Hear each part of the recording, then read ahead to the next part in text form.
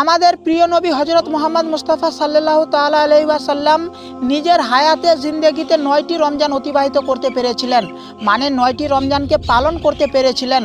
আর 10ম রমজান শুরু হওয়ার প্রথমেই আপনি সাল্লাল্লাহু তাআলা আলাইহি ওয়াসাল্লাম এই দুনিয়া থেকে পর্দা করে নিয়েছিলেন, মানে আল্লাহর কাছে তাশরিফ নিয়ে গেছিলেন।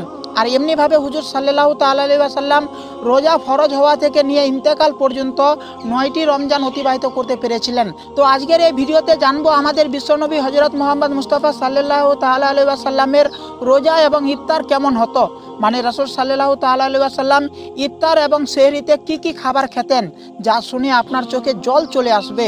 তার সাথে সাথে জানবো কোনো রোজাদার ব্যক্তিকে যদি ইফতার করান তার কতটুকু সওয়াব আছে, শুনে আপনারও ঈমান তাজা হয়ে যাবে। তো আশা করছি হুজুর সাল্লাল্লাহু তাআলা আলাইহি ওয়াসাল্লামের কথা শুনে অবশ্যই ভিডিওটি লাইক করবেন এবং চ্যানেলটি সাবস্ক্রাইব করে বেল আইকনে অলে প্রেস করে আমাদের সাথে থাকবেন। রোজাদারের জন্য ইফতার বড় আনন্দের। সারাদিনের রোজার ক্লান্তি ও অবসাদ দূর করে মনে আনন্দ উচ্ছ্বাস নিয়ে আসে এই ইফতার। ইফতারের সময় রোজাদার কেমন আনন্দ অনুভব করে তা কেবল যারা রোজা রাখে তারাই অনুধাবন করতে পারে। হাদিসে বলা হয়েছে রোজাদারের জন্য 2টি আনন্দ, একটি ইফতারের সময় ও অপরটি যখন আল্লাহর সন্তুষ্টি মিলবে তখন। স্বাভাবিকভাবে ইফতারে খেজুর অত্যন্ত উপযোগী উপকরণ। এটি শর্করা ও পুষ্টি উপাদানের উৎস হিসাবে কাজ করে। সবচেয়ে গুরুত্বপূর্ণ বিষয় হলো খেজুর দিয়ে ইফতার করা রাসূল সাল্লাল্লাহু তাআলা আলাইহি ওয়াসাল্লামের অভ্যাস ছিল। নবীজি সাল্লাল্লাহু তাআলা আলাইহি ওয়াসাল্লাম খুব স্বাভাবিক ইফতার করতেন। অনেক বেশি আয়োজন থাকতো না তার ইফতারের দস্তরখানায়। নবীজি সাল্লাল্লাহু তাআলা আলাইহি ওয়াসাল্লামের ইফতারের পাতে কাঁচা খেজুর থাকতো বেশিরভাগ সময়ে, তবে কাঁচা খেজুর না থাকলে শুকনা খেজুরও খেতেন তিনি।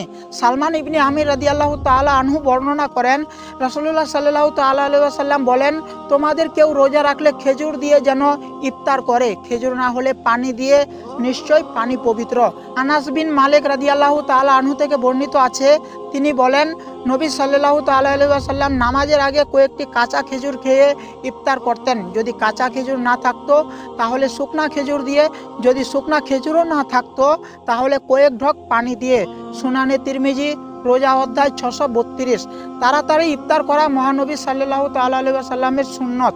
রাসূল সাল্লাল্লাহু তাআলা আলাইহি ওয়াসাল্লামের বিভিন্ন হাদিস থেকে ও সাহাবীদের আমল থেকে এমনটাই প্রমাণ হয়।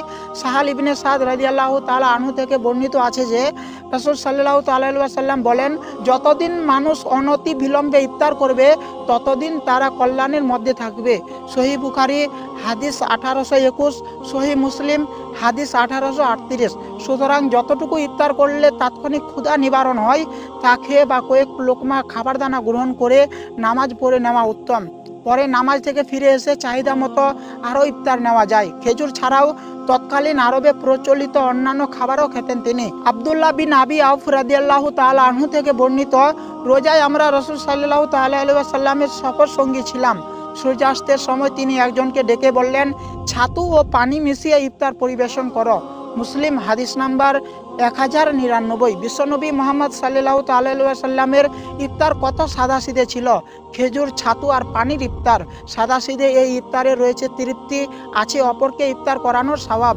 ইফতারের ফজিলত সম্পর্কে হযরত রাসূল সাল্লাল্লাহু তাআলা আলাইহি ওয়াসাল্লাম বলেন, কেউ যদি রমজান মাসে কোনো রোজাদার ব্যক্তিকে ইফতার করায় আল্লাহ তাআলা তার গুনাহ মাফ করেন এবং জাহান্নাম থেকে মুক্তি দান করেন। ইফতার প্রদানকারী একটি রোজার সওয়াব পাবে, অথচ রোজা পালনকারীর সওয়াব সামান্য কমানো হবে না। সাহাবীরা বলেন, হে আল্লাহ রাসূল সাল্লাল্লাহু তাআলা আলাইহি ওয়াসাল্লাম, আমাদের এমন সামর্থ্য নেই যা দিয়ে আমরা কাউকে ইফতার করাতে পারি। তিনি বলেন, আল্লাহ তাকেও এই সওয়াব দিবেন যে ব্যক্তি কোনো রোজা পালনকারীকে এক ঢোক দুধ অথবা একটা শুকনা খেজুর কিংবা এক চুমুক পানি দিয়েও ইফতার করাবে। আর যে ব্যক্তি কোনো রোজাদারকে পরিতৃপ্তি সহকারে খাওয়াবে, আল্লাহ তাকে আমার হাউজে কাউসার থেকে এমনভাবে পানি পান করাবেন যার ফলে সে জান্নাতে না পৌঁছানো পর্যন্ত তৃষ্ণার্ত হবে না। বাইহাকি মিশকাত 174। হযরত আবু হুরায়রা রাদিয়াল্লাহু তাআলা আনহু থেকে বর্ণিত, রাসূল সাল্লাল্লাহু তাআলা আলাইহি ওয়াসাল্লাম ইরশাদ করেছেন, 3 ব্যক্তির দোয়া ব্যর্থ হয়ে যায় না। 1 ইফতারের সময় রোজাদারের দোয়া, 2 ন্যায় বিচারক বাদশাহের দোয়া, 3 মজলুমের দোয়া। আহমদ। তো প্রিয় বন্ধুরা, আজকের এই ছিল ভিডিওটি। আপনারা জানতে পারলেন, আপনারা শুনতে পারলেন যে আমাদের প্রিয় নবী হজরত মোহাম্মদ মুস্তাফা সাল্লাল্লাহু তাআলা আলাইহি ওয়াসাল্লাম কীভাবে ইফতার করতেন। এই রমজান মাসে আল্লাহ যেন আমাদের তৌফিক দান করেন প্রত্যেকটি রোজা করার এবং নবী করিম সাল্লাল্লাহু তাআলা আলাইহি ওয়াসাল্লামের মতো ইফতার করার তৌফিক দান করেন। সকলে বলুন আমিন। ভিডিওটি ভালো লাগলে অবশ্যই একটি কমেন্ট করবেন এবং সওয়াব হাসিলের উদ্দেশ্যে আপনজনদের মাঝে শেয়ার করে এই ভিডিওটি অবশ্যই ছড়িয়ে দিবেন এবং চ্যানেলে নতুন এসে থাকলে চ্যানেলটি সাবস্ক্রাইব করে পাশের বেল আইকনে অলে প্রেস করে আমাদের সাথে থাকবেন পরবর্তী ইসলামিক ভিডিও পাওয়ার জন্য। আজকের জন্য এতটুকুই। এতক্ষণ সাথে থাকার জন্য ধন্যবাদ। দেখা হচ্ছে কোনো নেক্সট ভিডিওতে।